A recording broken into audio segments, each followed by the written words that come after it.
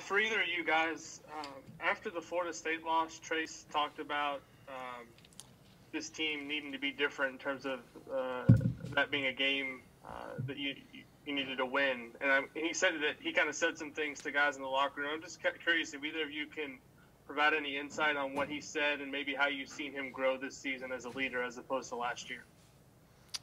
I think we're going to keep what he said in the locker room.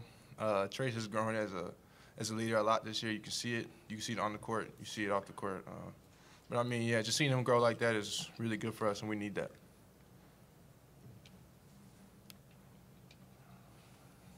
Tom?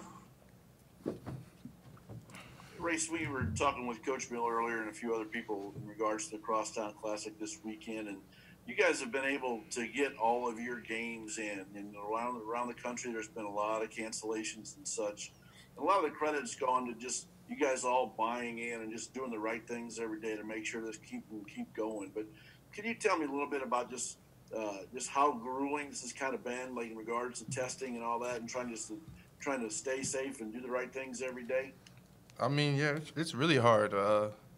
You go from online class to online tutoring to practice and then back home and every day. I mean, it's hard to just stay in your apartment with your roommates and with your teammates all the time. You can't really go do what you want to do all the time. So just buying into that and keeping everybody safe it's not an easy thing, but I think everybody's bought in and it's showing because we're able to play all these games.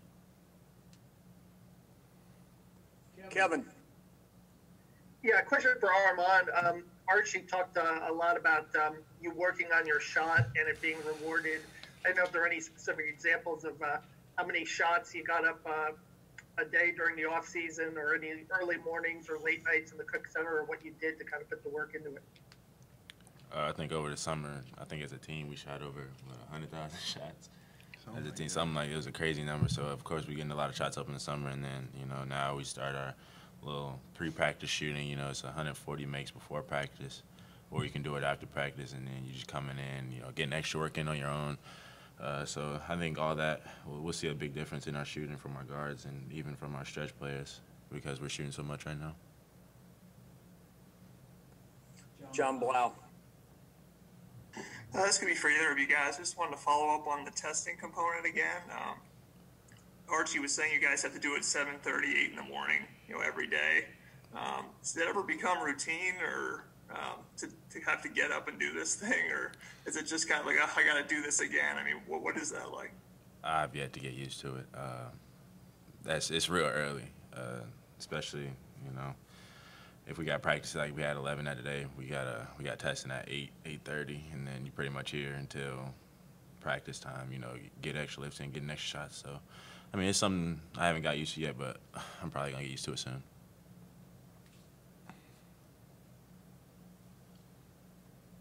Mike Schumann. Yeah, I wanted to ask you both about the offense. There was a lot made going into the season about tweaks to things you guys were doing, and now that you've had kind of 6 games into the season to kind of work out the kinks, what do you guys think the strengths of the offense are, and what do you guys like about it individually? I just like that we are allowed to make plays on our own. We don't have to rely on a play call to get a bucket. So when we're running our offense good and people are able to make plays for each other, it just makes the game a lot of fun. It makes it easy. And, I mean, we've seen it, like, any night a different player can go off in our offense. So, I mean, it's just a lot of fun playing in that offense. Yeah, to piggyback off that, I think the offense pretty much caters to pretty much everybody, I think everybody on the floor for us can make a play, and I think that our offense allows us to do that and get others open and also get looks for yourself. Alex. For either of you guys, Butler's only played 2 games so far, so there's not a lot to look at on film in terms of what they've done so far this year. But how, kind of what's your sense of the challenges that they'll present tomorrow, and maybe what are a couple of things that you guys are going to have to do well tomorrow to win? From what we've been told, they're always a physical team. We got to be ready to be physical with them, keep them off the offensive glass. They like to we got to drive to pass. They like to take charges, things like that. So I think just being physical with them and then, creating open looks for each other by passing the ball, when they collapse and try to take charges will be big for us.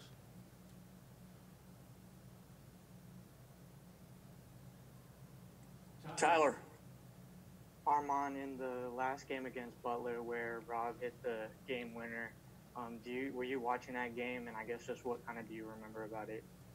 I think that game, I had a high school game that day, but I was keeping up with the scores, and I think it was right before the games about started. You could hear like the gym, like people watching on their phones, going crazy that Rob just hit the shot. And then I watched the replay, and I was like, oh, that was a nice shot. Basically, that was a great shot. But yeah, I just remember that day. I remember that day like it was yesterday for him. Alec. Yeah, this is for either of you guys. With one game left in the non-conference schedule, just kind of how would you break down how you guys played as a team in the non-conference, and what are a couple things you really need to focus on heading into conference play? I would say one thing we need to focus on is rebounding and continuing to defend and just being unselfish overall. And then, what was it? Something good? We need to work on for conference. Yeah, just like how would you break down the non-conference schedule, and how would you kind of grade how you guys did during that? I would say I was proud of our team. I mean, we had a little tough loss against Texas, but we had a good bounce back win after that game. I think just seeing that bounce back after losses is something that is good for us. And then just looking into the Big Ten season, I think we just need to continue to guards need to rebound, everybody needs to rebound, and I think that's got to turn from something that we're doing to one of our main strengths is rebounding the ball. We'll go Zach, then finish up with Kevin. Armaan, I think your mom said back in March when everything kind of shut down, you made her go out and put a rim up in your driveway, and that was kind of the way that you sort of, got back into the flow of things with everything kind of canceled abruptly. Give me a second, bud. Sorry, that's my 2-year-old. Just what was, as you've talked about having high goals for yourself, really wanting to work on your game in the off season, how tough was it maybe to get back in March when everything's shut down, gyms are closed, you can't even be around your teammates? Just what was the process of maybe sort of self-motivation like between, putting up shots in the driveway, getting workouts in by yourself, that sort of thing? It was like a weekend of quarantine. I realized I wasn't really doing much. And then I brought it up to my mom, like, yo, can we go get a basketball hoop? We went half on it. And, we set it up that night. And then the next day I was just out there shooting, It wasn't too much because I'm not trying to wear down my knees on the concrete. But it was just, getting shots. Like, my mom would come out there and rebound for me. She would try to play one-on-one, but I didn't like that because it just wasn't fun. But, it just wasn't fun. But it was just things like that, she still kept me motivated as well. It wasn't just me, she was telling me I need to go outside and do all this and that. But it was just being able to work on my game in some form of fashion. It was just big for me. Thanks. Kevin, go ahead and finish up. Okay, Armaan, last year you had 2 pretty good games at Bankers Life Fieldhouse, scoring-wise. Anything particular about that building that stands out to you, the comfort level in terms of sight lines or how you shoot the ball, or just anything that provides extra motivation in terms of playing in your hometown? I honestly don't know what it is about that gym, but I guess I didn't like it in high school. I remember I played there one time, and it was a terrible game, but I don't know what it is about Bankers Life. When I play there, I just try to play as hard as I can every day, and then some games shots fall, some games don't, so I think that's really what it is. All right, guys. Thank you very much. We'll talk to some of you guys